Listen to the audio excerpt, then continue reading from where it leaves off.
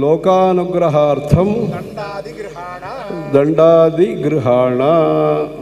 அந்த சந்திரமௌலீஸ்வரரை பூஜிக்கக்கூடிய ஸ்வர்ண பாத்திரத்தில் அவருக்கான வஸ்திரத்தை வச்சு பெரியவா அவர் கொடுத்துருக்கா.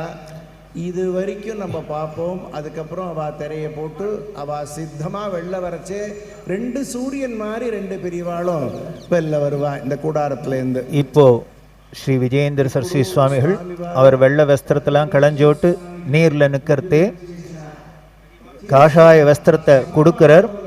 அது சந்திரமௌலீஸ்வருக்கு பூஜை பண்ணிருக்கிற பாத்திரம்.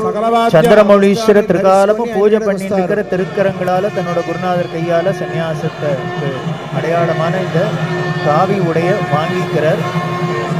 இன்னும் சிறிது நேரத்தில் பார்த்தா இப்படி வெள்ளை வேஷ்டியில பார்த்த ஒரு பிரம்மச்சாரியா இருந்த ஒரு பிரம்மவித்து இன்னும் சில மணித்துளிகள்ல பார்த்தா காஷாய தண்டத்தோட ஒரு ஜெகத்குரு சங்கராச்சாரியரா பீடாதிபதியா நமக்கு இப்போ காட்சி தரப்போறா.